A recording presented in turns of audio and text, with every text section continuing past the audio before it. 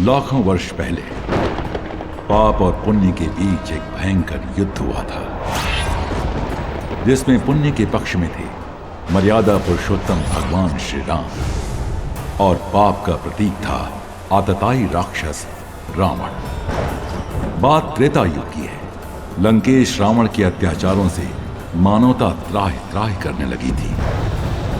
तब धर्म की रक्षा के लिए भगवान श्री राम ने वानर सेना के साथ सागर पार जाकर रावण से संग्राम छेड़ दिया।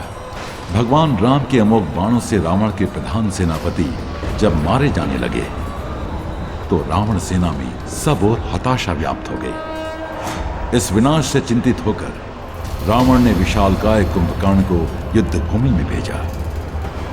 क्रूर कर्मा कुंभकर्ण वानरों को गाजर मूली के समान खाने लगा। इस विकराल स्थिति को देखकर वीर लक्ष्मण ने भगवान श्री राम से कुंभकर्ण का अंत करने की प्रार्थना की। धनुर्धारी श्री राम ने एक बाण से उसकी दक्षिण भुजा काट डाली और दूसरे बाण से उसका सिर छेद दिया। कुंभकर्ण की पर्वताकार देह भूमि पर गिरते ही वानर सेना में उल्लास की लहर दौड़ पड़ी और सब ओर जय घोष होने लगा। अपने भाई कुंभकर्ण की मृत्यु के पश्चात रावण के सम्मुख अंतिम आशा बची। देवराज इंद्र को भी जीतने वाला उसका पुत्र मेघनाद। घोर कर्मा मेघनाद विभिन्न अस्त्र शस्त्रों से वानरों का संहार करने लगा। उसके इस विकराल पराक्रम से वानर सेना व्यथित हो उठी। वो निशाचर इस पर ही नहीं रुका और अदृश्य होकर मायावी युद्ध करने लगा। अदृश्य शत्रु के साथ हम कैसे युद्ध करें? हम अधर्म नहीं कर सकते। आज हमारा दिन नहीं है। प्रभु श्री राम ने सर्वशक्तिमान होते हुए भी इस निशाचर लीला का उत्तर नहीं दिया और तब युद्ध विशारद मेघनाद ने ब्रह्मास्त्र का आह्वान किया। ब्रह्मास्त्र के प्रभाव से तत्क्षण ही समस्त 64 करोड़ वानर सेना युद्ध भूमि में मरणासन्न होकर गिर पड़ी। शेषावतार श्री लक्ष्मण सहित परात्पर ब्रह्म के अवतार प्रभु रघुनंदन श्री राम भी।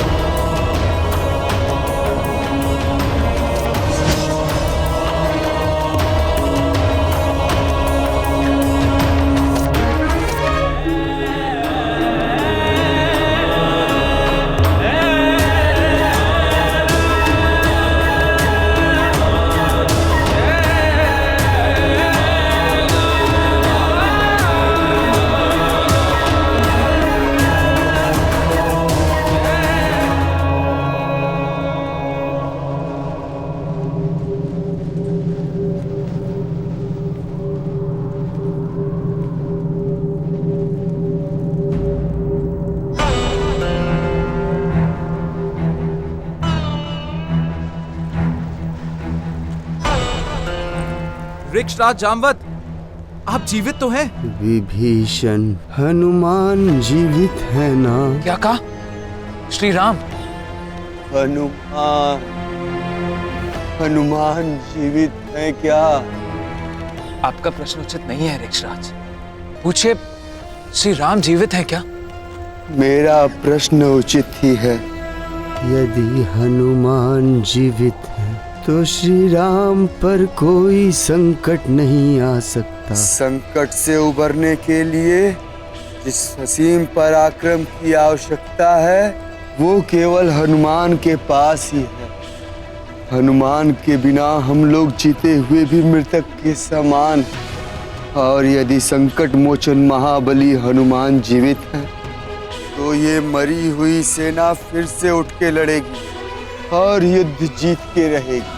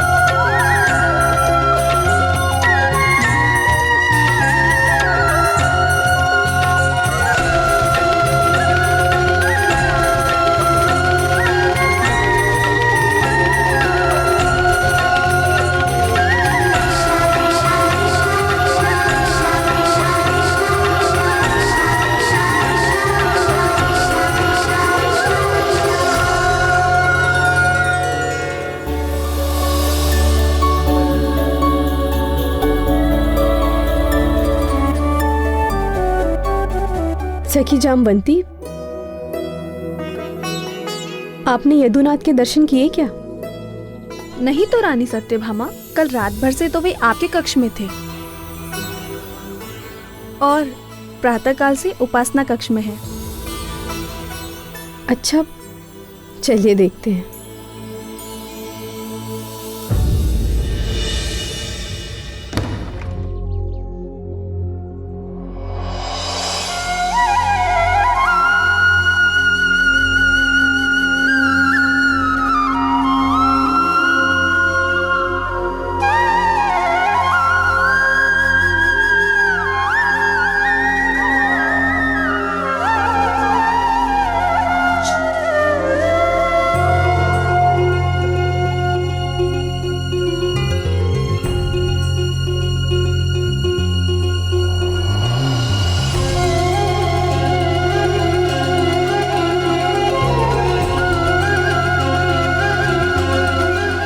प्रतीत होता है प्रभु की पूजा आज देर तक चलने वाली है।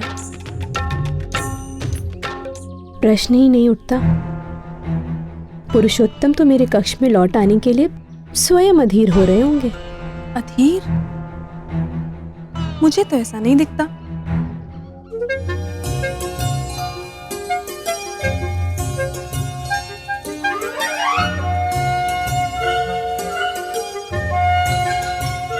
उपासना के समय प्रियतम के अधरों पर ये मुस्कान कैसी? कहीं ये मेरे कथन पर तो नहीं?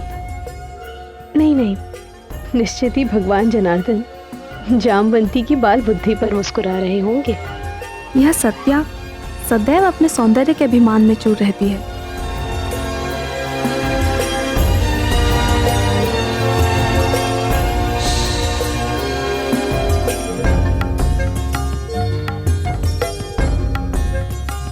भगवान फिर मुस्कुरा रहे हैं? कहीं मेरी वाचालता पर तो नहीं?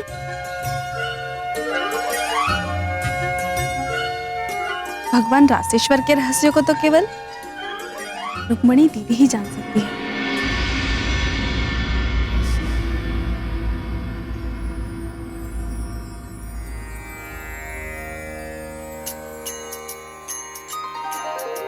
सिन्दूरारुण विग्रहं त्रिनयनां माणिक्यमौलिस्फुरत् तारानायक शेखरां स्मितमुखीमापि नवक्षोरुहाम् पाणिभ्यामलिपूर्णरत्नचषकं रक्तोत्पलं बिभ्रतिं सौम्यां रत्नघटस्थरक्तचरणां ध्यायेत् परामम्बिकाम् अरुणां करुणातरङ्गिताक्षीं धृतपाशां कुशपुष्पबाणचापाम् अणिमादिभिरावृतां मयूखैः अहमित्येव विभावये भवानीम्।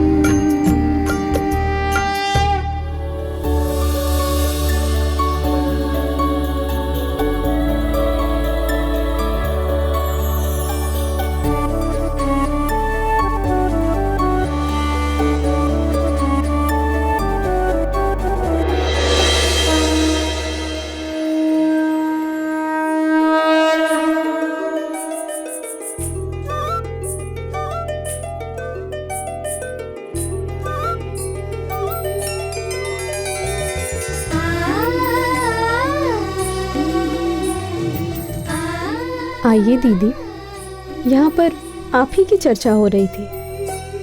अच्छा, वो भला क्यों? आज द्वारकानाथ उपासना करते हुए मंद मंद मुस्कुरा रहे हैं।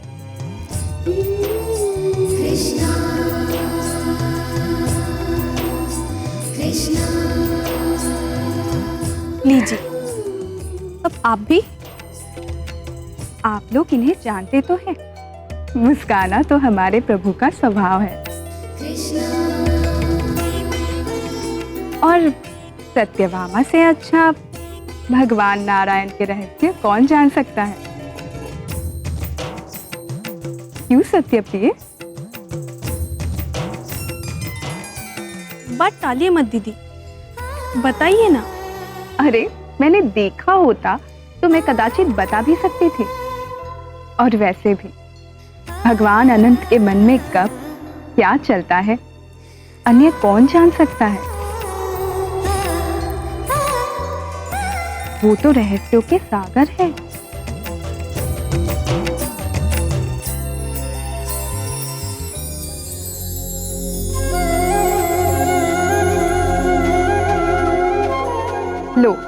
लगता है उनकी उपासना संपूर्ण हो गई। उन्हीं से पूछते हैं।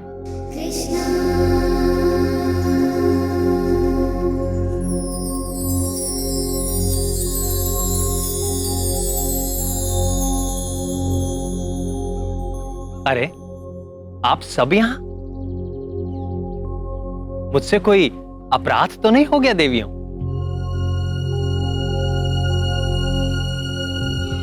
प्राणवल्लभ, हम सब यहाँ आपके मुस्कान के रहस्य को जानने की जिज्ञासा से पीड़ित हैं नाथ। हमारी पीड़ा का समाधान कीजिए माधव।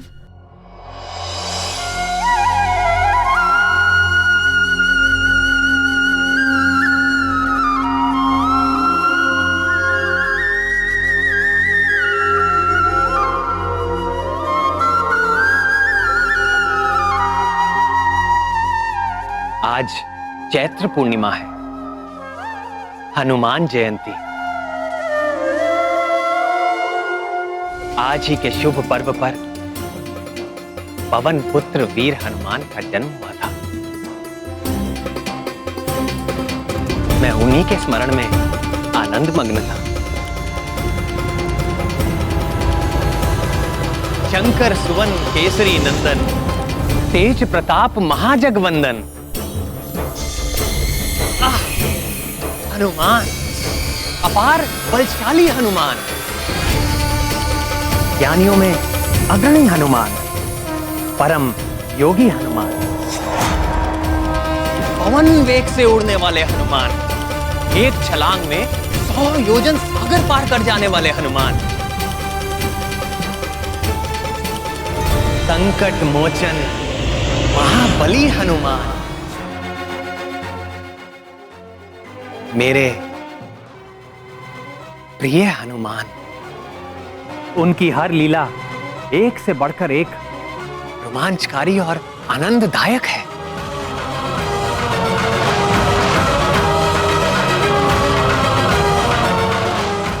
अंजनी नंदन हनुमान की कीर्ति सदैव बढ़ती रहे।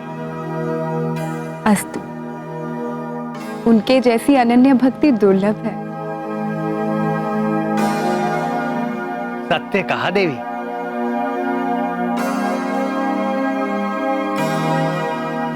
मेरे हर भक्त में कभी ना कभी अहंकार आ ही जाता है, किंतु हनुमान में नहीं। वे अहंकार शून्य है। आह, हनुमान! कितना समय बीत गया भक्त हनुमान के दर्शन किए हुए। स्वामी, क्या हम लोग उनके पुनः दर्शन नहीं कर सकते? आपने मेरे मन की बात भाप ली प्रिय। मेरा भी मन प्रिय हनुमान को देखने के लिए आतुर हो रहा है। और आज तो अच्छा अवसर भी है। किसी योग्य व्यक्ति को ही ये शुभ कार्य सौंपना होगा।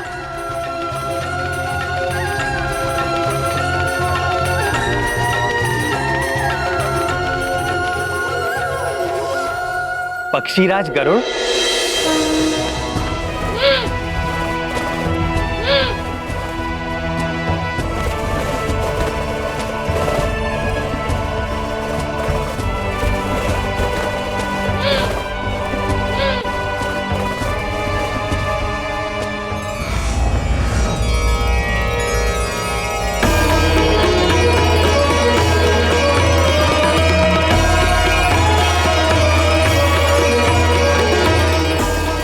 ठहरिए पक्षीराज।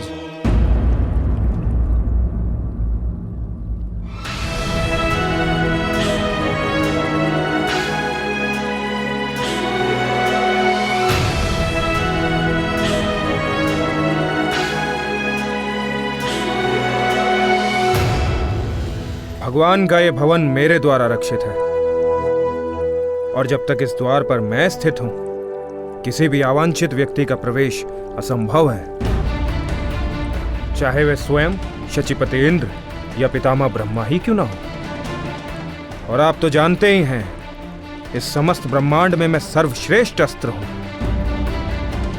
आप मेरा उल्लंघन करके भीतर नहीं जा सकेंगे। यदि ऐसी बात है तो आप भी सुन लीजिए अस्त्र सुदर्शन। पूरे ब्रह्मांड में मेरे भी वेग और गति की कोई तुलना नहीं है। मैं समस्त चराचर के स्वामी का भार वहन करता हूं। यदि मैंने अपना भार आप पर डाल दिया तो आप हिल भी नहीं सकेंगे। यदि ऐसा ही है तो आप अपने बल की परीक्षा कर सकते हैं, पर ध्यान रहे मेरी मारक शक्ति के सम्मुख इंद्र का वज्र भी व्यर्थ हो गया था। पक्षीराज को प्रवेश की अनुमति है मित्र सुदर्शन।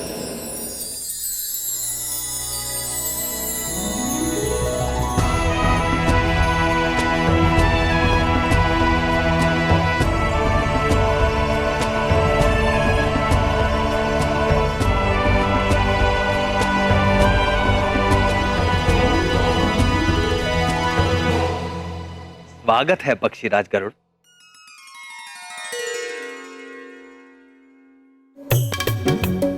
सब कुशल तो है पक्षीराज? आपके इस सेवक के लिए अकुशल असंभव है प्रभु। क्या आज्ञा है भगवान? आज प्रिय हनुमान से मिलने की तीव्र आकांक्षा हो रही है। क्या आप जाकर शीघ्र ही उन्हें यहां ले आएंगे? जी प्रभु।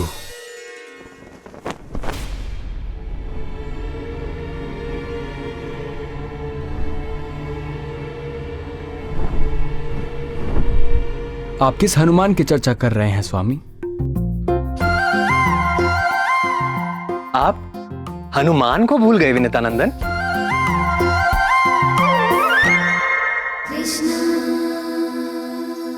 मैं उसी हनुमान की बात कर रहा हूं, बाल्यकाल में ही जिसने तपते हुए सूरज को लाल फल समझकर निगलने का प्रयास किया था, जिसके भय से कांपते हुए भयंकर राक्षस राहु देवाधिपति इंद्र के पास भागता चला गया था। वही हनुमान जिसने देवराज इंद्र के वाहन गजराज ऐरावत को एक मन भावन खिलौना समझकर यत्र तत्र उछालना आरंभ कर दिया था। वही हनुमान जिसने रावण की सोने की लंका को एक घड़ी में ही जलाकर राख कर दिया था। मैं संकट मोचन महाबली हनुमान की बात कर रहा हूं।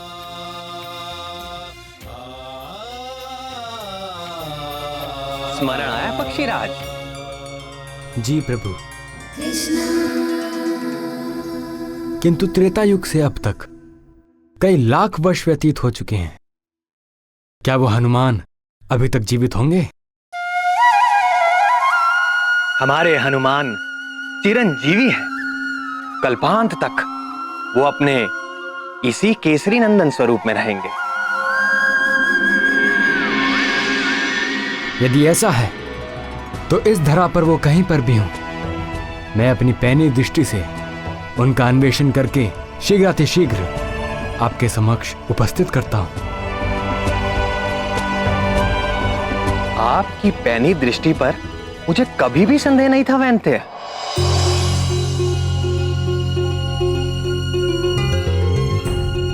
परंतु आपको इतना परिश्रम करने की आवश्यकता नहीं है। आप सीधे हिमपुरुष वर्ष में जाएं।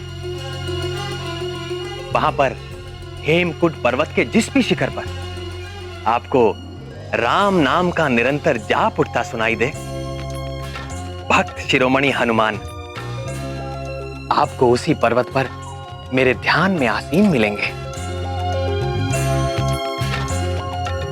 आप शीघ्र ही उन्हें मेरे समीप ले आइए। यदि यह कार्य आपने पवन देव को सौंपा होता तो कदाचित विलंब की संभावना थी। न ये गया और ये आया हनुमान के साथ। आपका वेग तो अतुलनीय है पक्षीरा। आज्ञा दे प्रभु।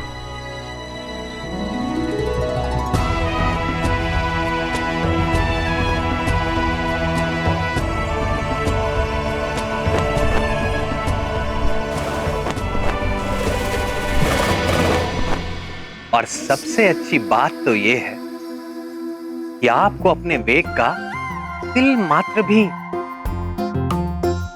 अहंकार नहीं।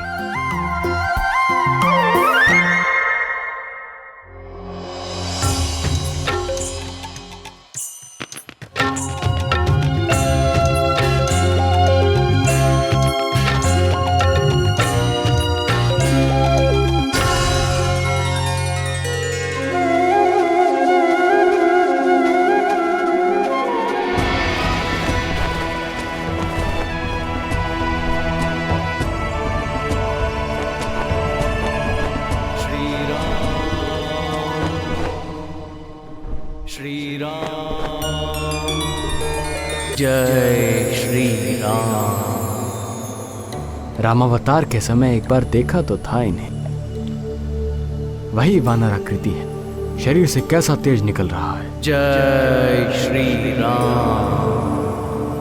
आश्चर्य है, इतना समय बीत जाने पर भी यह प्रतीत होता है जैसे अभी यौवन में प्रवेश किया हो। जय श्री राम।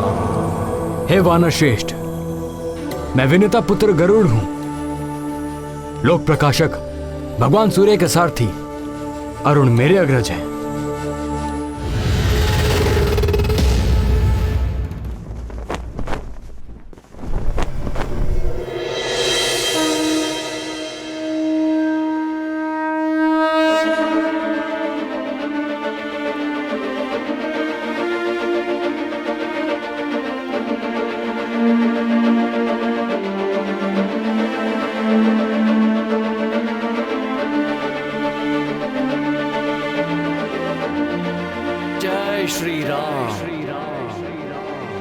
राम नाम में विघ्न डालने वाले कौन हो तुम? मैं कश्यप पुत्र गरुड़।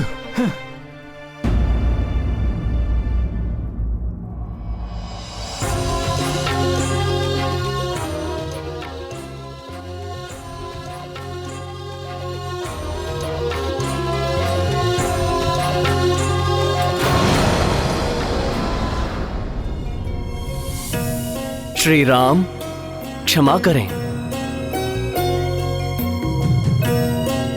पक्षीराज, हे वैंदे, आपको कोई क्षति तो नहीं पहुंची? मैं जगतपति का भार उठाता हूं, मुझे क्षति पहुंचा सके ऐसी कोई शक्ति संसार में नहीं है। निस्संदेह आपकी शक्ति से कौन परिचित नहीं है। आप भगवान के प्रिय भक्तों में से हैं, आप पर उनकी विशेष कृपा रहती है। आज आपके पुनः दर्शन करके हृदय शीतल हो गया। आइए कुछ देर राम नाम का संकीर्तन करते हैं। श्री राम राम रघुनंदन राम राम, श्री राम राम, श्री राम राम। यह संकीर्तन करने का समय नहीं है। राम श्री राम राम। भगवान श्री कृष्ण ने आपको तत्काल ले आने का आदेश दिया है।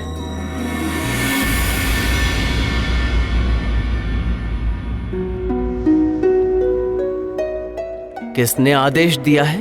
द्वारकाधीश यदुकुल भूषण हमारे स्वामी श्री कृष्ण ने। मुझे उनसे क्या काम? क्या काम? वे परात्पर ब्रह्म गोलोक के स्वामी श्री कृष्ण हैं। क्षमा करें, मैं तो अपने प्रभु श्री राम का दास हूं। उनके अतिरिक्त मैं किसी और को नहीं जानता। हे वानर, चिरंजीवी आप अवश्य हो गए हैं, किंतु आप निरे वानर ही रहे। देखिए, स्वेच्छा से चलिए, अन्यथा अन्यथा आपको बांध कर ले जाने के लिए मेरे पास पाश भी हैं। बोलिए, चलेंगे कि नहीं? होइए सोही जो राम रचि राखा। बहुत हो गया, लगता है अब गरुड़ पाश का प्रयोग करना ही होगा।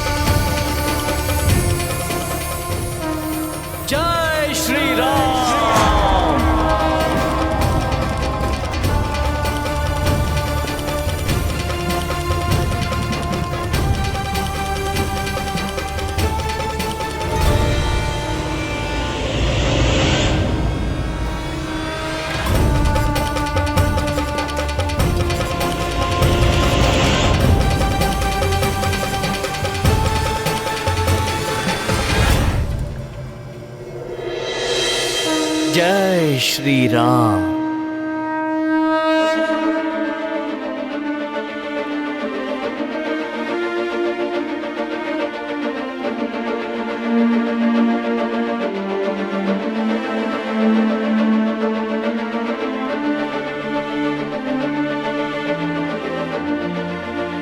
उन्होंने आने से मना कर दिया?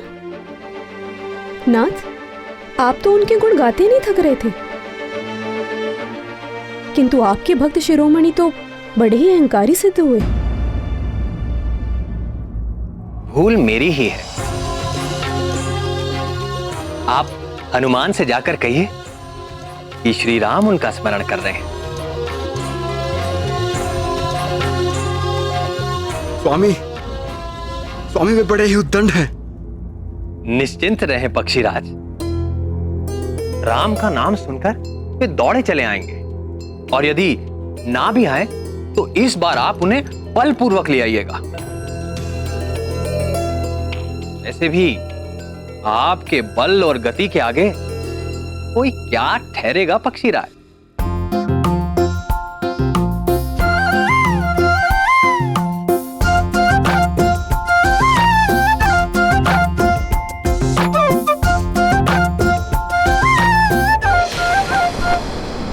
श्री राम,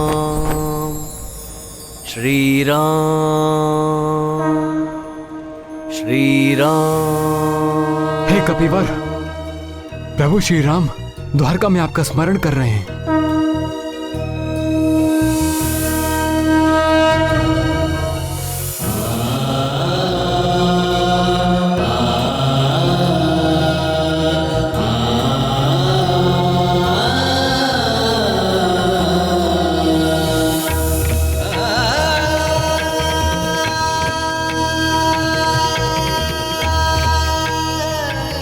आप धन्य हैं पक्षीराज। मेरे प्रभु श्री राम का संदेश लाने वाले। हे विनते, आप सदैव प्रभु के प्रिय बने रहें।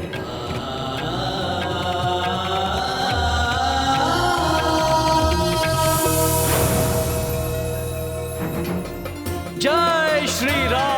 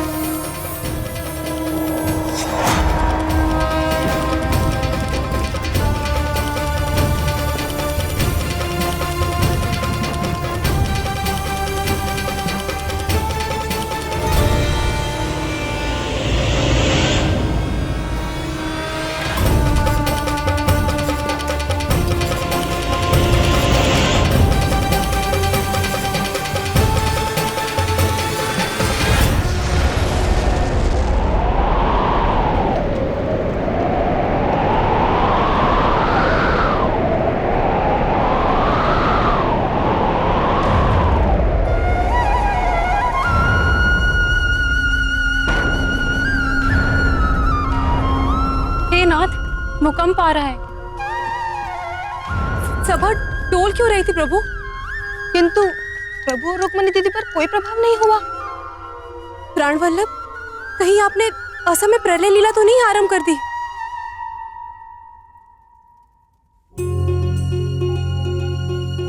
नहीं प्रियतमा, ना तो भूकंप आ रहा है और ना ही प्रलय। तो फिर भक्त शिरोमणि आंजनेय हनुमान आ रहे हैं।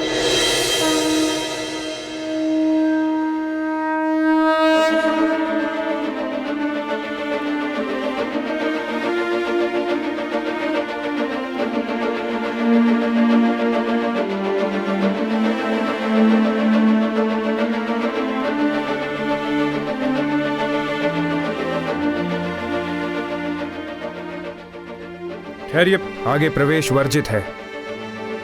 प्रणाम करता हूं अष्ट शिरोमणि।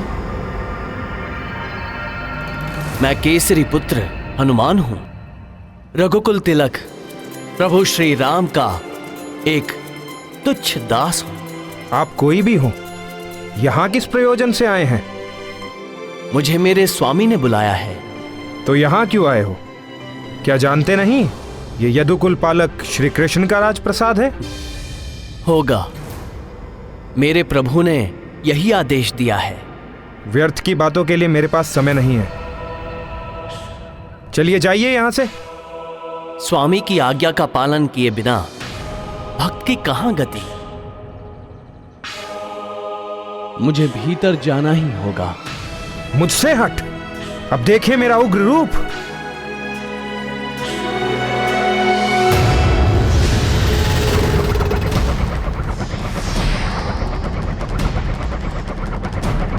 होइए सोही जो राम रचि राखा।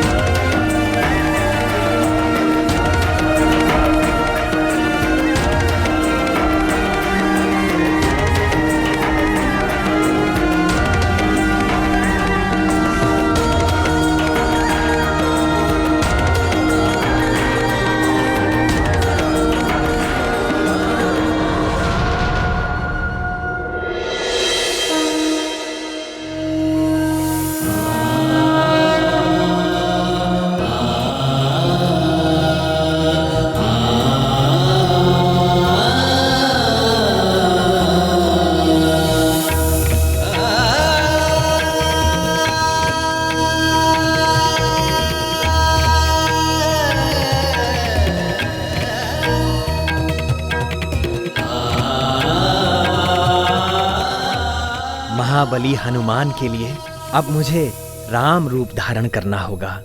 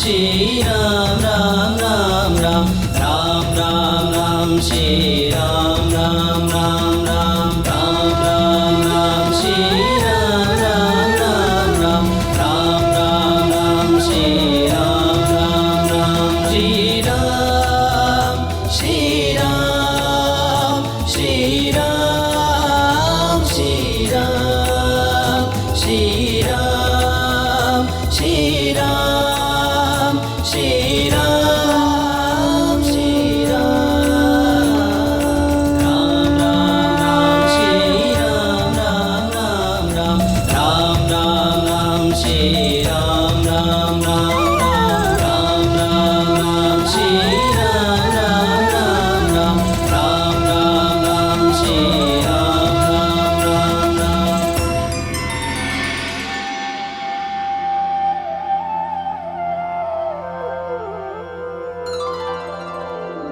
माता रामो मत्पिता रामचन्द्रः स्वामी रामो मत्सखा रामचन्द्रः सर्वस्वं मे रामचन्द्रो दयालु नरनिन्यं जाने नैव जाने न जाने लोकाभिरामं रणरङ्गधीरं राजीवनेत्रं रघुवंशनाथं कारुण्यरूपं करुणाकरं तं श्रीरामचन्द्रं शरणं प्रपद्ये। रामाय रामभद्राय रामचन्द्राय वेधसे रघुनाथाय नाथाय सीतायाः पतये नमः।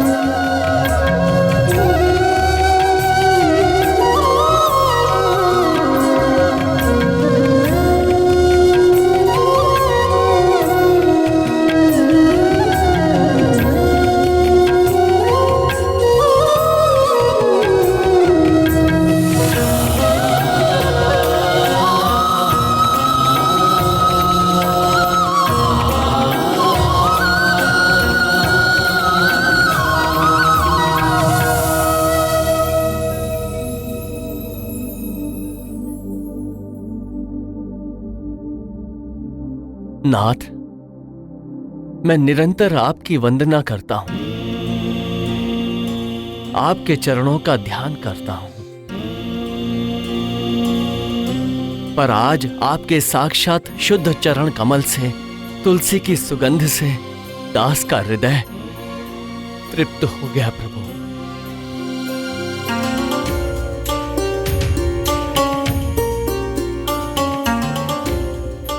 इतने वर्षों पश्चात तुम्हें देखकर मेरा हृदय भी गदगद हो गया प्रिय हनुमान।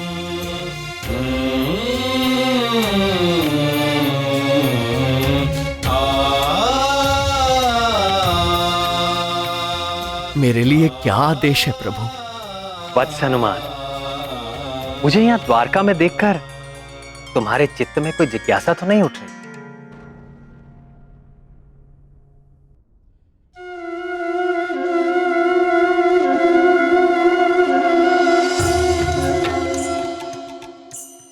या कोई और भी बात यदि मन को व्यथित कर रही हो तो संकोच ना करो, पूछ लो। प्रभु, आप संपूर्ण चराचर जगत के स्वामी हैं। आप तीनों लोक में हैं, तीनों कालों में हैं, सभी समय सभी स्थान पे उपस्थित रहते हैं।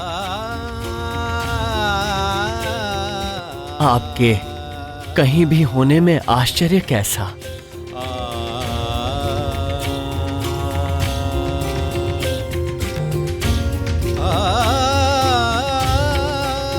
पर माता सीता कहीं दिखाई नहीं दे रही।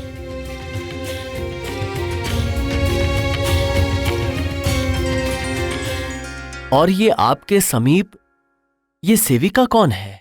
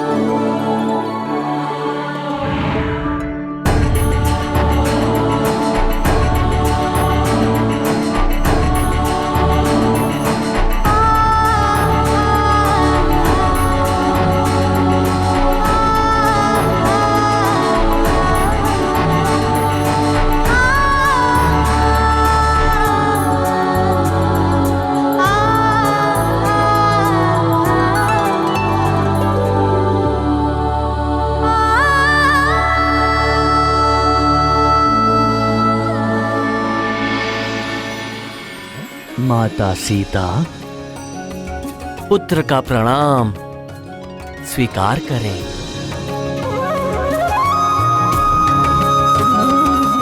तुम्हारी रघुपति भक्ति निरंतर बढ़ती रहे बस।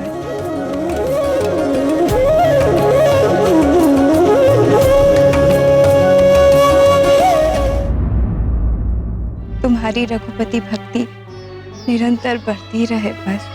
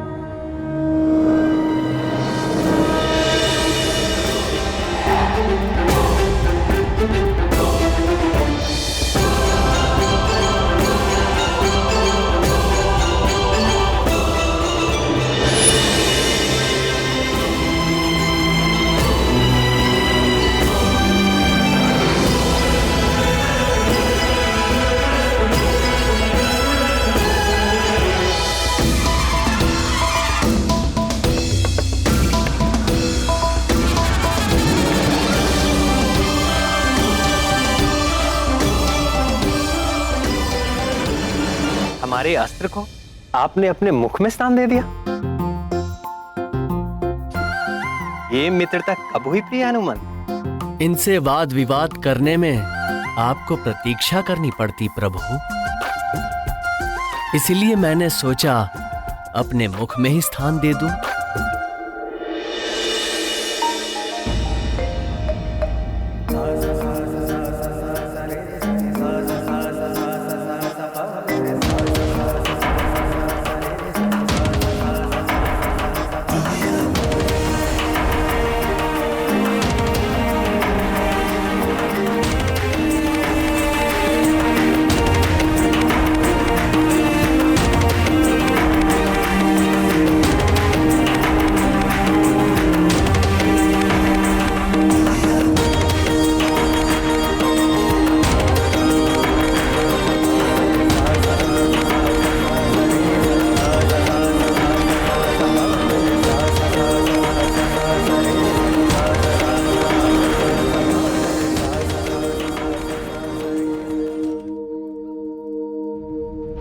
अंजनी नंदन, मेरे समीप इतनी स्त्रियां देखकर भी तुम्हें विस्मय हो रहा होगा।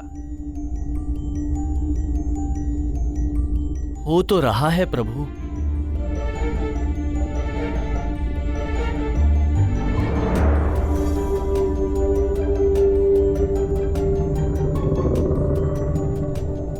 कौन हैं ये माताएं?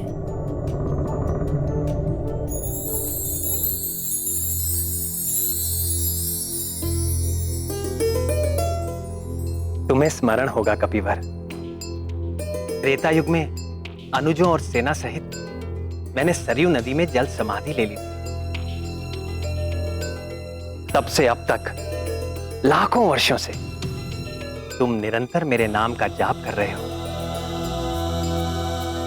और कदाचित तुम्हें भी बोध है वत्स कि वर्तमान द्वापर युग में मैं श्री कृष्ण रूप में इस पृथ्वी पर फिर से अवतार ले चुका हूं।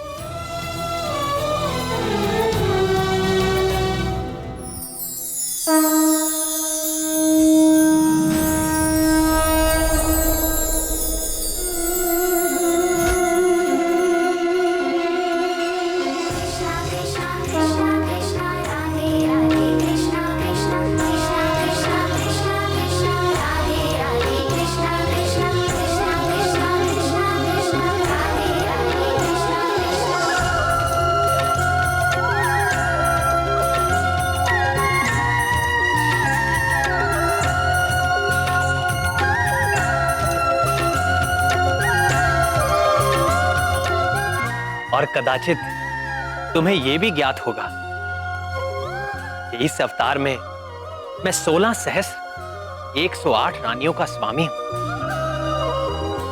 यहां उपस्थित ये सारी स्त्रियां मेरी विवाहिता हैं। तुम तो सदैव मेरे हृदय में वास करते हो प्रियवर। तुम तो मेरा स्वभाव जानते हो।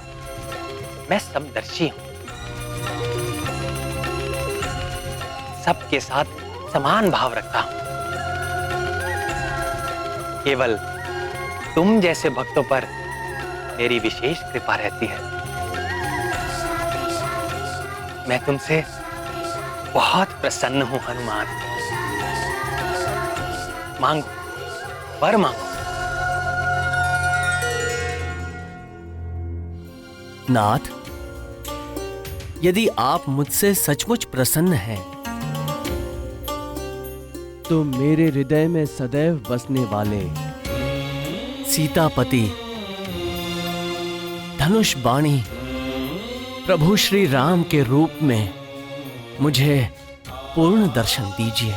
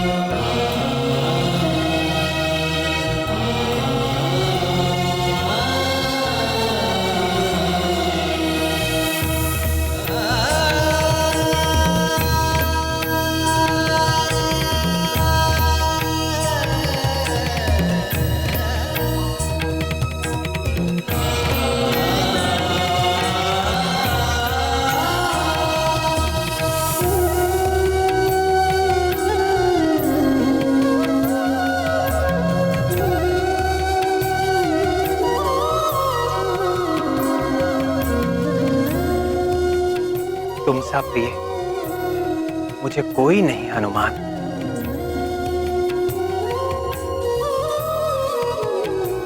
मैं सदैव तुम्हारा ऋणी रहूंगा।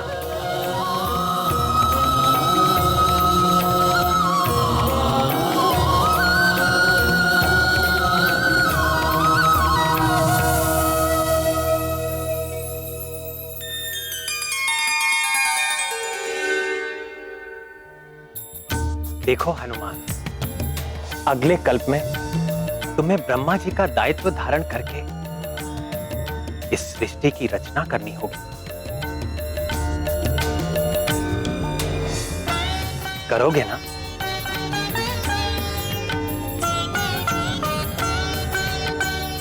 जैसी प्रभु की आज्ञा।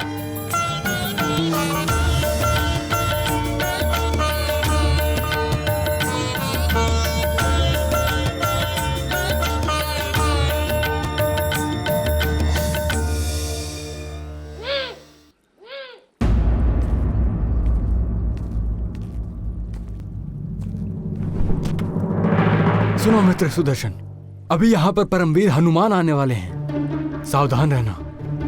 भूलकर भी उनसे उलझना मत, नहीं तो। ऋषिराज, वो तो आकर चले भी गए।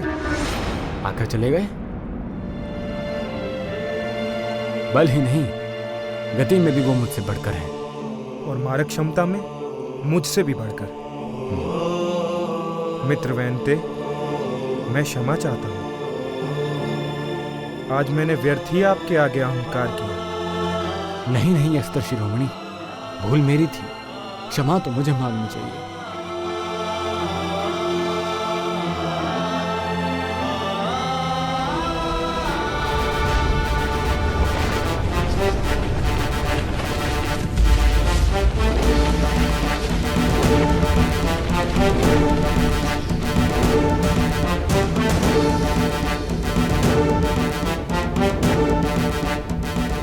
मैं सब समझ गई ना।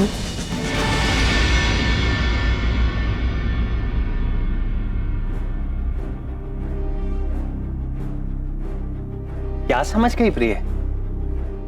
यही कि आपने ये सारी लीला मेरा गर्व भंग करने के लिए खेली। रानी सत्यभामा, आपके साथ अस्त्र शिरोमणि सुदर्शन का भी गर्व भंग हो गया है, और पक्षीराज गरुड़ का भी।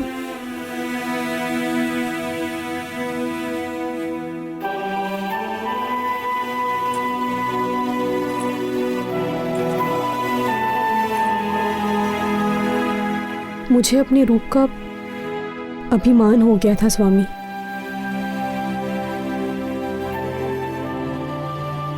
मैं ये भी भूल बैठी कि आप कभी किसी पर आसक्त नहीं होते, मात्र लीला करते हैं।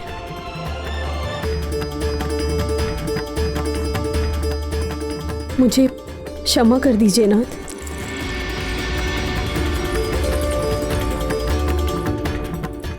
जहां अहंकार होता है वहां प्रेम नहीं रहता। अहम के जाते ही भक्त और भगवान में कोई भेद नहीं रह जाता।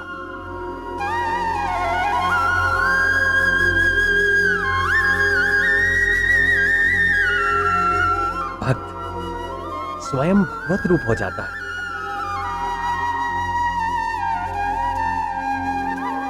ये है प्रेम की शक्ति। जानती हो सबसे बड़ा प्रेमी कौन है?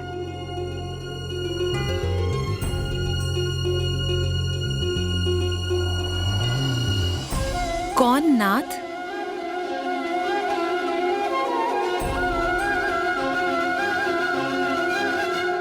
पवन पुत्र हनुमान।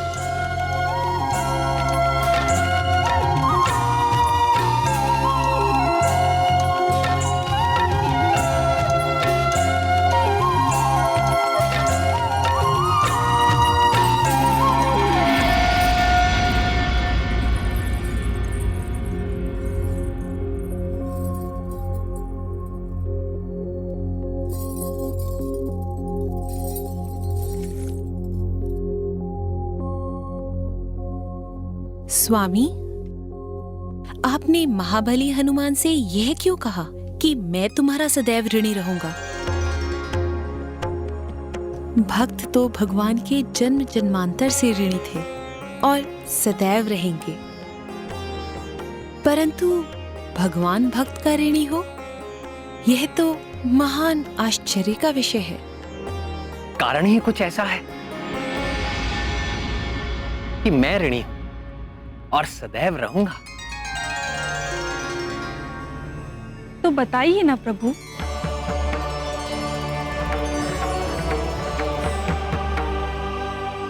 बताऊं? जी बताइए। तो सुनो। वीर हनुमान ने मेरे प्राणों की रक्षा की थी। आपके प्राणों की रक्षा? मेरी ही नहीं, शेषावतार लक्ष्मण की और 64 करोड़ वानरों की भी जीवन रक्षा की थी।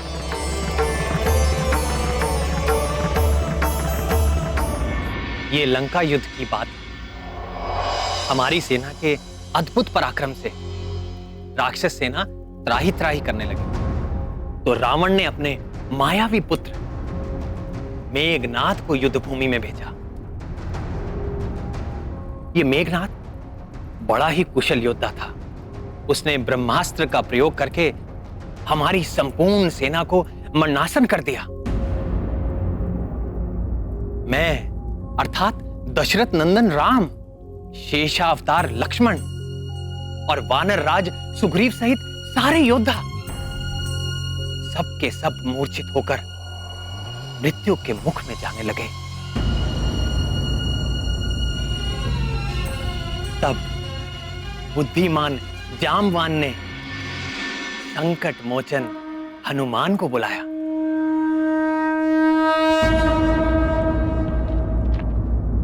तात, आप ठीक तो हैं? मान, संपूर्ण सेना की दशा देखो पुत्र, सबके प्राण मंद हो रहे हैं।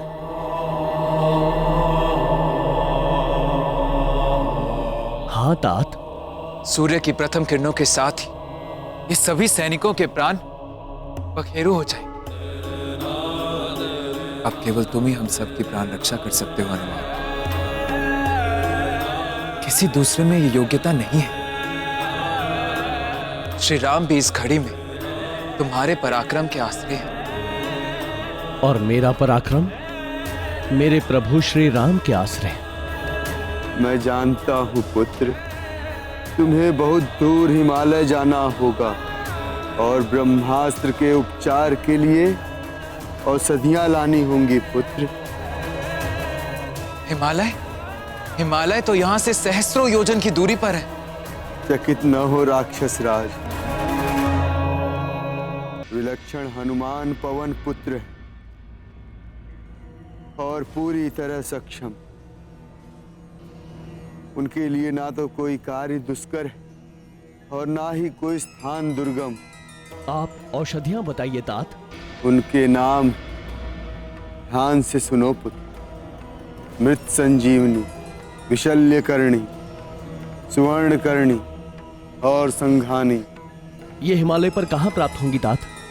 ऋषभ नामक सुवर्णमय शिखर और शंकर जी के निवास कैलाश के बीच द्रोण नामक एक पर्वत है पुत्र, जो अपने प्रकाश से अलग ही दिखाई देता है। उसी पर्वत पर ये चारों औषधियां मिलेंगी, जो अपनी विशेष आभा से चमकती रहती।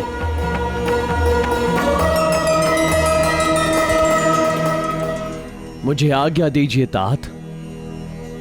सफल होकर लौटो पुत्र।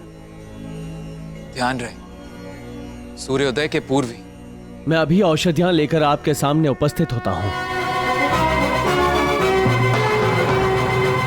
जय श्री राम।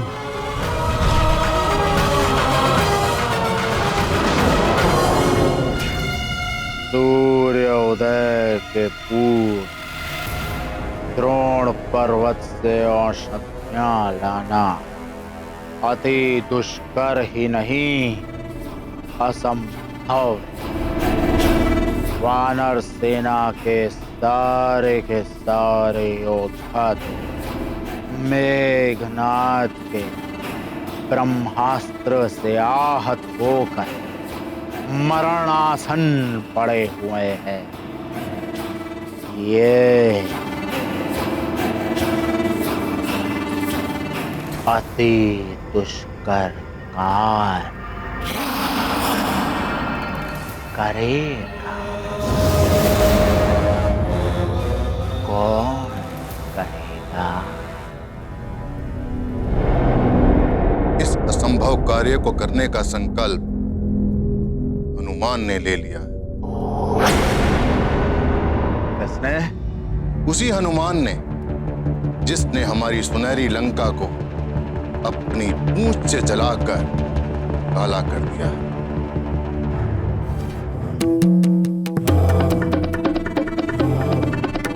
उस पर ब्रह्मास्त्र का प्रभाव नहीं हुआ? नहीं, हमारे गुप्तचरों का कहना है कि वो वैसे ही स्वस्थ और प्रसन्न अवस्था में है जैसे वो पूंछ में आग लगाते समय दिख रहा था।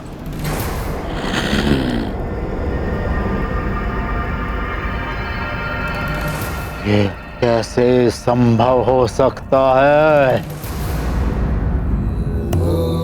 ब्रह्मास्त्र के आगे इंद्र क्या, मुझे भी झुकना पड़ता है। वो जटाधारी राम भी तो ब्रह्मास्त्र के आगे विवश होकर अचेत पड़ा हुआ है। ये वानर कैसे प्रभाव मुक्त रह सकता है? यही तो घोर आश्चर्य है। तो क्या वो वानर तथा कथित परम ब्रह्म नाम और मुझसे भी अधिक शक्तिशाली है? आपकी बात तो मैं नहीं जानता।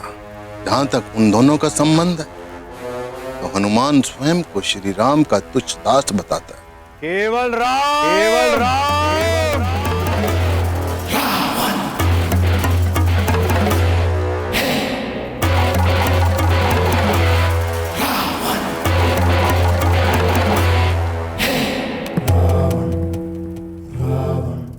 अरे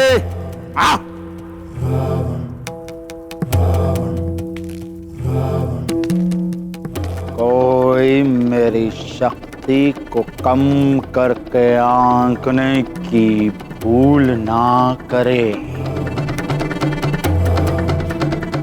मेरे पराक्रम से इंद्र भी हर हर कांपता है। ग्रह नक्षत्रों को मैं अपनी इच्छा से जहां चाहे अपनी इच्छा से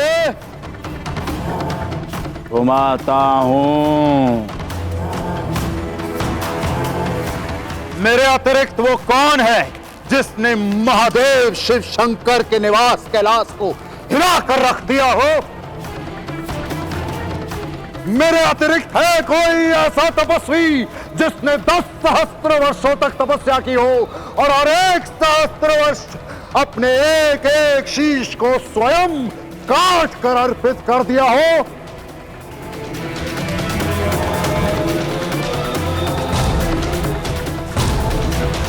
यक्ष, किन्नर, नाग, गरुड़, देव, दानव, कोई मुझे नहीं मार सकता।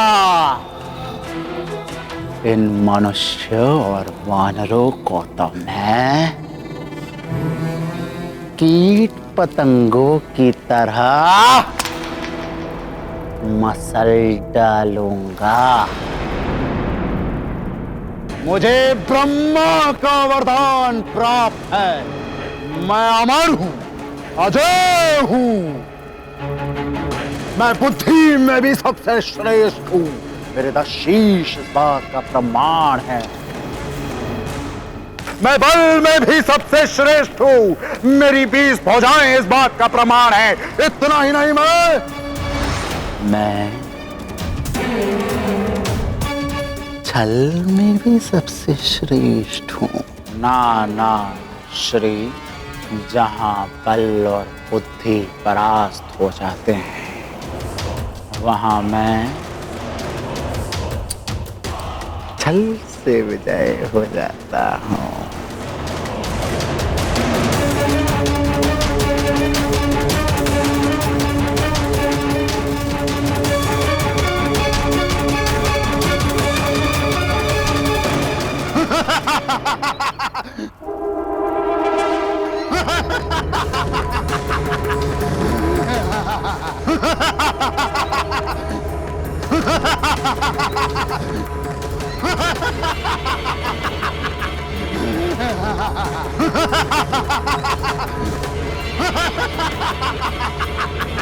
काल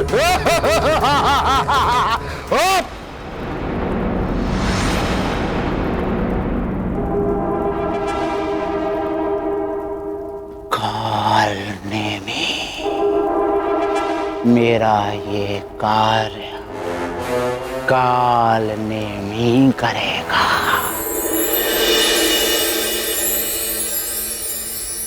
कालनेमी बड़ा ही मायावी था। अपनी माया के बल पर वो धरती, आकाश और पाताल में भी जा सकता था। उसके पास एक ऐसी सिद्धि थी जिसकी सहायता से वो मन की गति से तीनों लोकों में कहीं भी चला जाता था।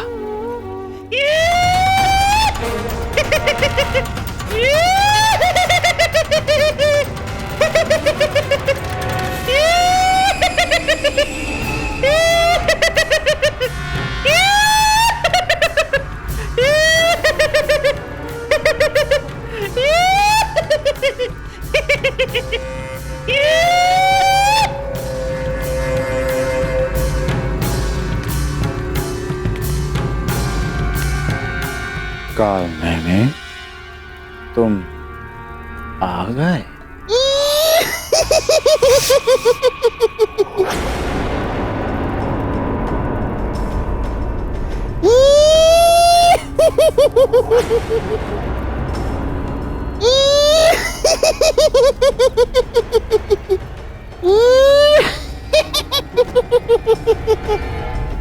ये विनोद का समय नहीं है कालनेमी।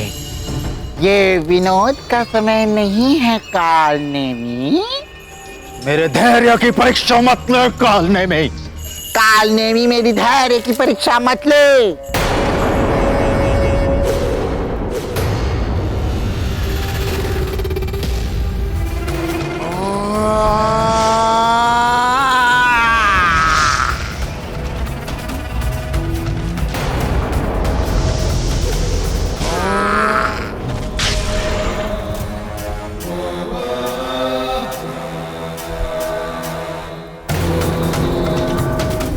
दशानन को रुष्ट करने का परिणाम जानता है?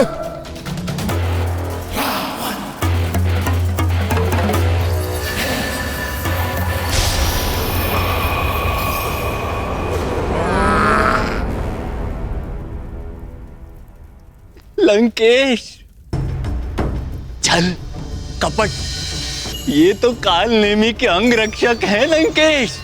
छल, कपट, कला, विग्रह, दुराचार, मिथ्याचार, माया, मोहन, वशीकरण, कुछ भी करके, कोई भी युक्ति से उस वानर का अंत कर। वानर? कौन वानर लंकेश? वही जो मेरे गले का कंटक बना हुआ है, हनुमान। ये किसका नाम ले दिया आपने लंकेश? हनुमान तो दुर्जय है, उससे पार पाना दुस्साध्य है।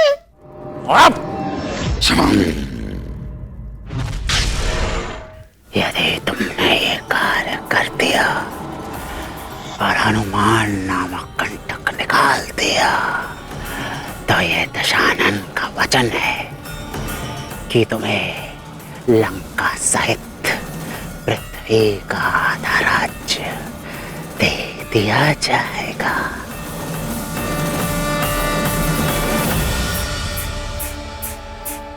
क्या? आधा राज्य?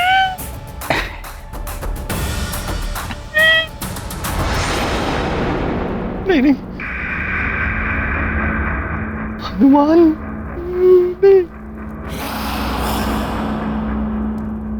यदि तुमने ये कार्य ना किया तो यह भी दशानन का वचन है कि तुम्हारी जीवन लीला का अंत इसी क्षण कर दिया जाएगा।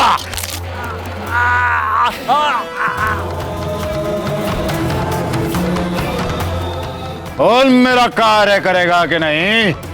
तो मैं हनुमान के प्राण भले ही न ले पाऊं, किंतु इतना अवश्य सुनिश्चित कर सकता हूं, सूर्य उदय से पहले रणभूमि में न पहुंच सके।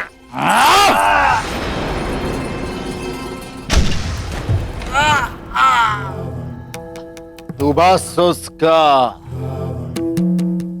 वध सुनिश्चित कर।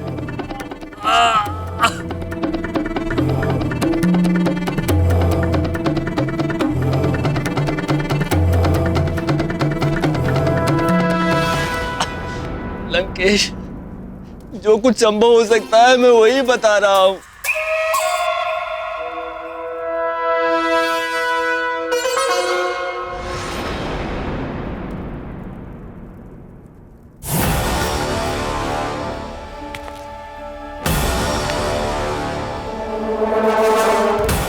अब जा वध कर दो उस हनुमान का। आपका कार्य पूर्ण हो गया समझिए।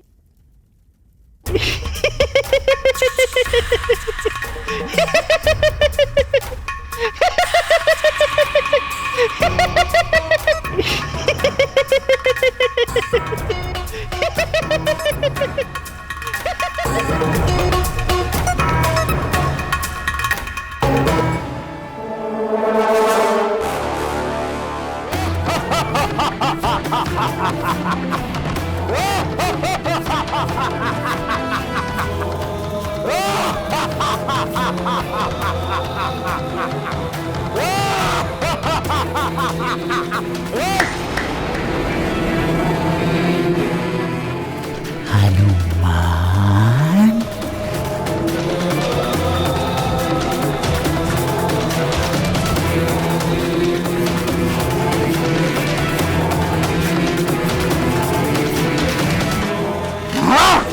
भक्त हनुमान, जय राम भक्त हनुमान। पड़े राम पर जब संकट विकट, तब हनुमत किए सब जोग प्रगट। पड़े राम पर जब संकट, तब हनुमत किए सब जोग प्रगट।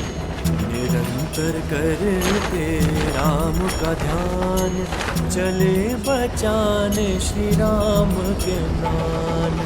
पवन वेग से गमन गगन में, श्री राम नाम को तारे मन में। जाना आना संजीवन लाना, हनुमत को है काल हराना। काल नेमी से पार भी पाना, हनुमत को है काल हराना। कालनेमी आंजनेय हनुमान की हत्या का प्रबंध करने के लिए वो एक पल में ही पाताल जा पहुंचा।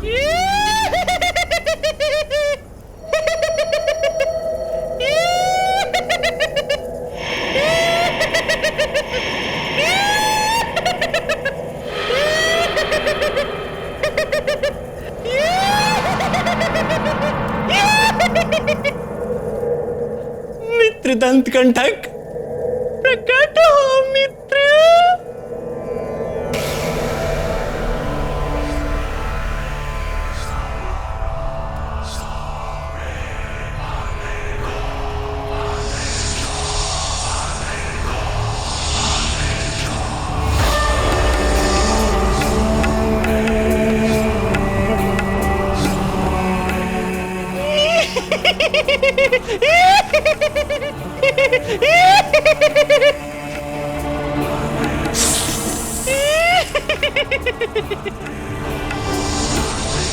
मित्र, तुम्हारे अपने मित्र कालनेमी की सहायता करने का क्षण आ गया है मित्र।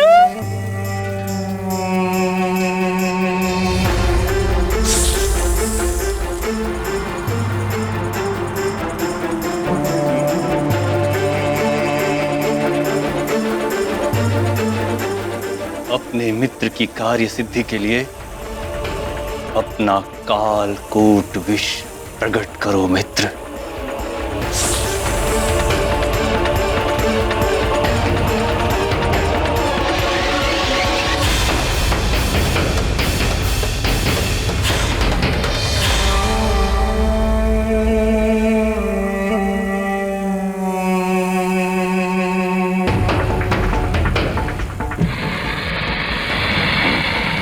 धन्यवाद मित्र, धन्यवाद।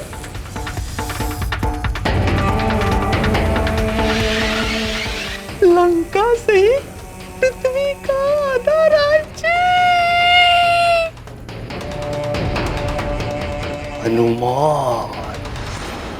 कालकूट विष लेने के पश्चात कालनेमी एक पल में ही द्रोण पर्वत पर जा पहुंचा और एक तपस्वी का रूप धरकर शिला पर बैठ वो पाखंडी भगवान भोलेनाथ के मंत्रों का जाप करने लगा।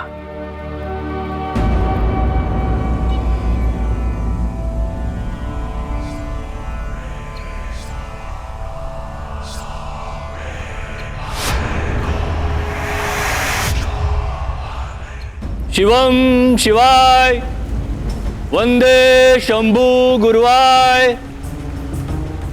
ओम नमः शिवाय। ओम नमः शिवाय। ओम नमः शिवाय। ओम नमः शिवाय। नमः शिवाय। ओम नमः शिवाय। जय श्री राम। ओम नमः शिवाय। ओम नमः शिवाय। ओम नमः शिवाय। मुनिवर, मेरा प्रणाम स्वीकार करें। मैं केसरी पुत्र हनुमान प्रभु श्री राम का तुच्छ दास हूं।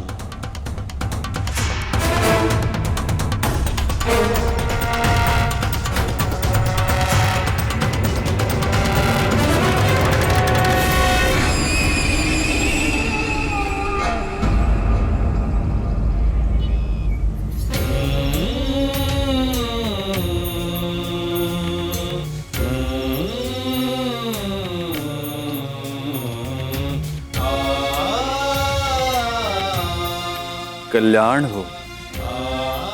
वत्स, यहाँ किस उद्देश्य से आए हो? यहाँ तो साधकों और तपस्वियों के अतिरिक्त और कोई नहीं आता। मैं यहाँ पर संजीवनी आदि 4 दिव्य औषधियाँ लेने आया हूँ, किंतु मुझे जो लक्षण दिए गए थे, यहाँ पर तो सारी औषधियाँ वैसी ही प्रतीत हो रही हैं। आपकी सहायता का आकांक्षी हूँ। किंतु हमारी अंतर्दृष्टि कहती है कि आप बहुत दूर से आए हैं, इसलिए आपको विश्राम और जलपान की आवश्यकता है।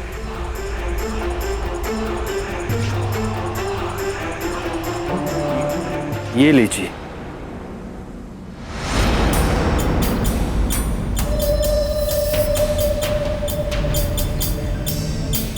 क्षमा करें मुनिवर, राम कार्य के मध्य में मुझे नहीं विश्राम। ठीक, विश्राम नहीं करना चाहते ना करो, किंतु ये शीतल जल तो ग्रहण कर लो।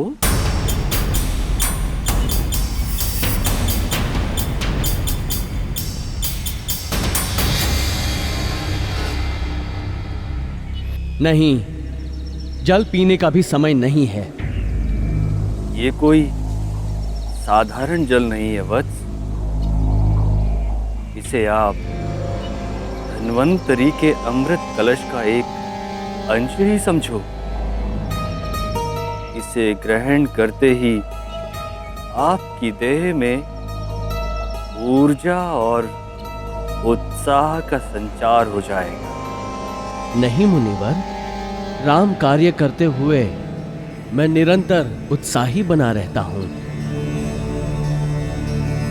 मेरी आपसे प्रार्थना है कि आप औषधियों का निर्णय करने में मेरी सहायता करें।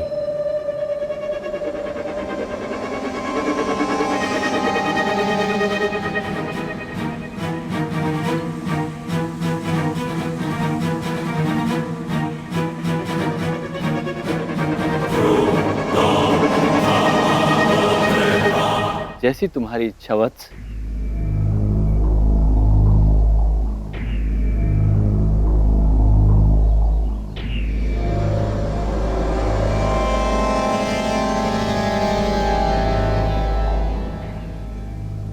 हम आपकी सहायता के लिए प्रस्तुत हैं।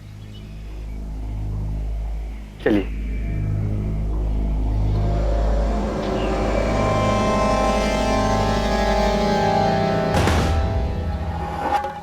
क्या हुआ मुनिवर?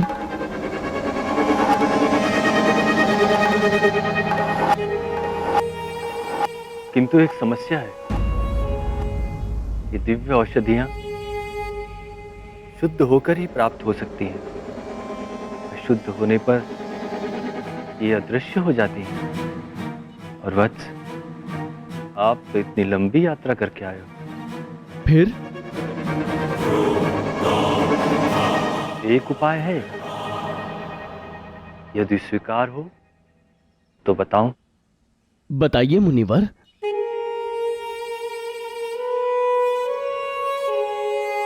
यहां नीचे एक सरोवर है। यदि आप उस सरोवर में स्नान करके आएंगे तो ये दिव्य औषधियां स्वयं को आपके सम्मुख प्रकट कर देंगी। जो आज्ञा मुनिवर। रुको।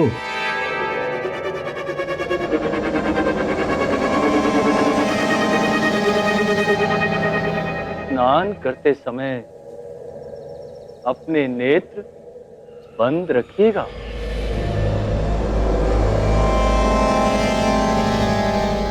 वो क्यों मुनिवर? इसके पीछे एक लंबी कथा है। यदि आपके पास समय है तो सुनाता हूं। नहीं नहीं मुनिवर, मैं नेत्र नहीं खोलूंगा, आज्ञा दीजिए।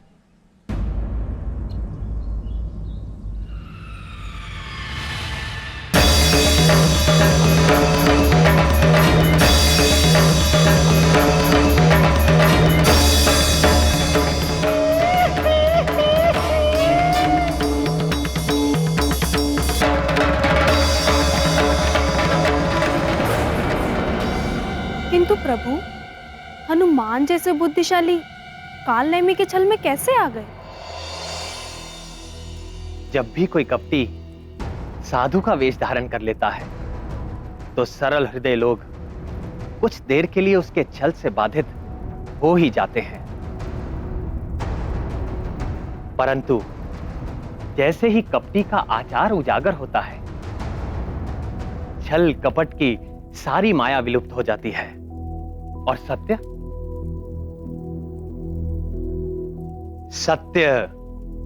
सामने आ जाता है, जैसा हनुमान के साथ हुआ।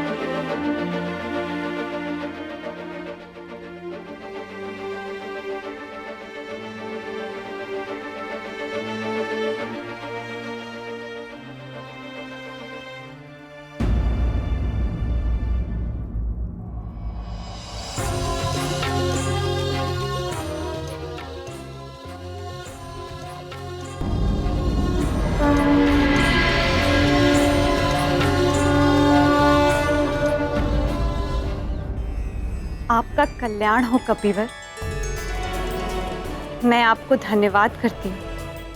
आप कौन हैं देवी? मेरा नाम धन्यमाली है। मैं स्वर्ग की अप्सरा थी, किंतु प्रजापति दक्ष के शापवश मकर योनि को प्राप्त हो गई और युगों से इस सरोवर में वास कर आप ही की प्रतीक्षा कर रही थी।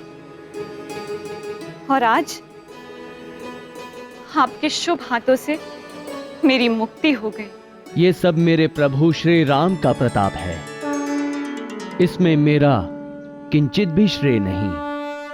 पवन पुत्र, आप उस तपस्वी से सावधान रहिएगा जिसने आपको यहाँ स्नान करने के लिए भेजा था।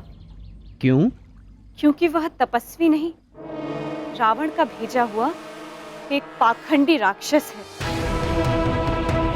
जो आपका वध करने के लिए मुनि का वेश बनाकर कपटपूर्वक यहाँ बैठ गया है। एक बात और कपिवर, आप उसके कमंडल के जल से सावधान रहिएगा। उसमें अति भयंकर कालकूट विष भरा हुआ है।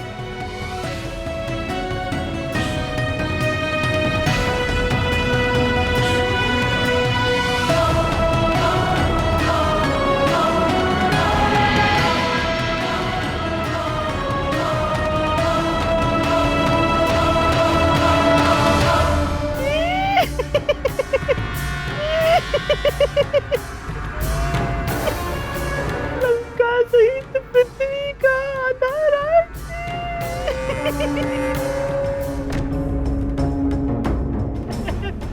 बहुत प्रसन्नता हो रही है हमें। चलिए, औषधियों के लिए जाने से पूर्व आपको एक मंत्र देते हैं। ये मंत्र बहुत ही चमत्कारी है। अब आप मंत्र देंगे गुरुदेव? अति उत्तम। तब तो मेरा भी गुरु दक्षिणा देने का दायित्व हो जाएगा। किंतु वत्स, गुरु दक्षिणा का विधान तो दीक्षा पूर्ण होने के पश्चात का होता है। किंतु विशेष आपके लिए मैं गुरु मंत्र से पूर्व ही गुरु दक्षिणा देना चाहता हूं गुरुदेव।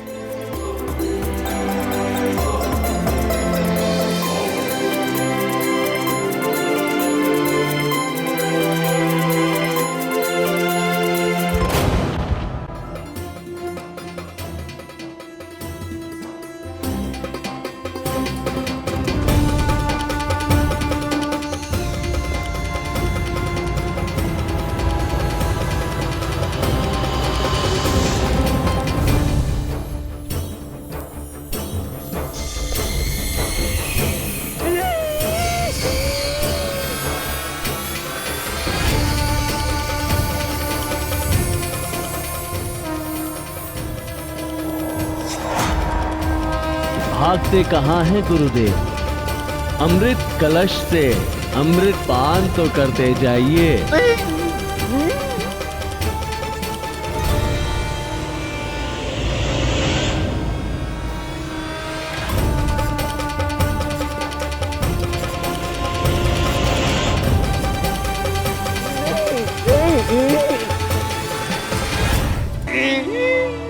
बोल, कौन है तू? क्या नाम है तेरा?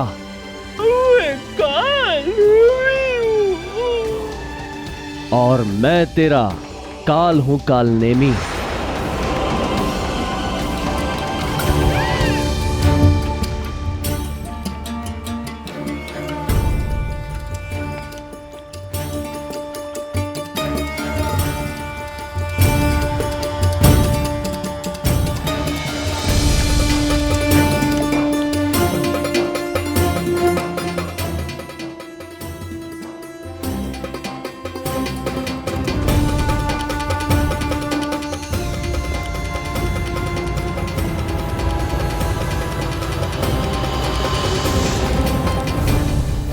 जय श्री राम।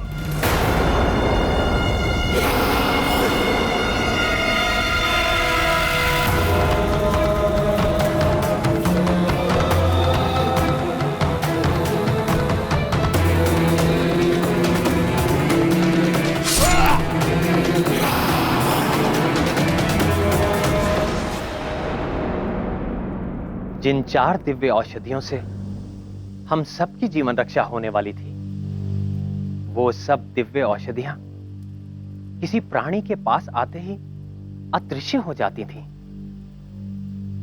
बजरंग बली हनुमान के पास जाते ही वो अदृश्य होने लगी। हनुमान विचित्र पहेली में फंस गए थे। रात्रि बीतने में मात्र आधा प्रहर शेष था।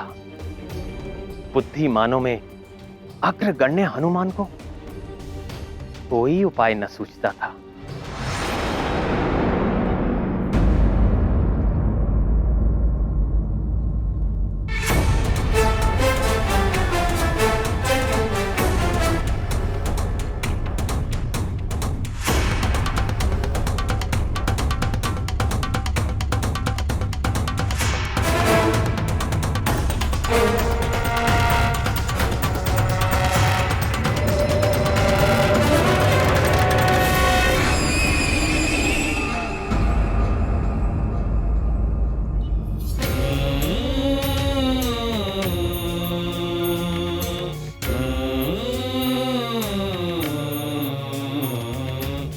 हे औषधियों, कृपा करके मेरे समक्ष प्रकट हो जाइए। श्री राम के कार्य के लिए आपकी आवश्यकता है।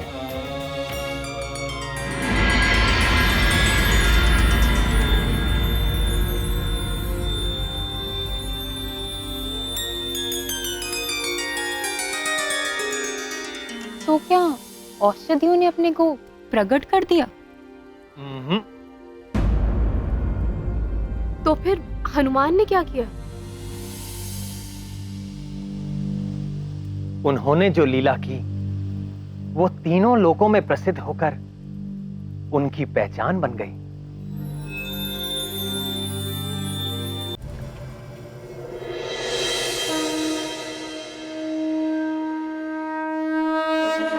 जय श्री राम।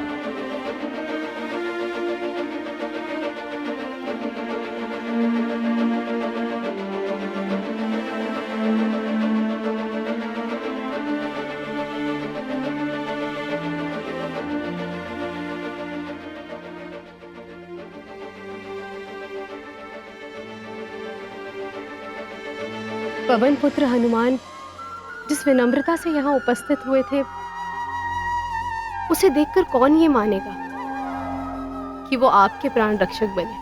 केसरी नंदन हनुमान का यही विनीत भाव उन्हें महानता के सर्वोच्च शिखर पर स्थापित किए हुए है। इसलिए तो प्रिय हनुमान की हर कथा में उनके अतुलित बल, बुद्धि, तेज प्रताप का वर्णन मिलता है। हाँ, मैंने भी प्रभु भक्त हनुमान के कई प्रसंग सुने हैं, किंतु आपके श्रीमुख से हनुमान कथा सुनने का आनंद तो अमृत तुल्य है। हाँ प्रभु, सुनाइए ना।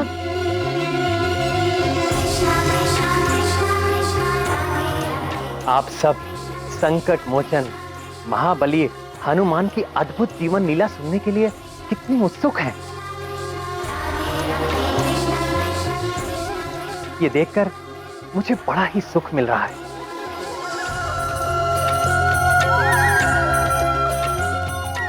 और अब मैं आपको सुनाऊंगा मेरे प्रिय हनुमान के जन्म और बाल्यकाल से लेकर आज तक की सुनी अनसुनी सारी कथा।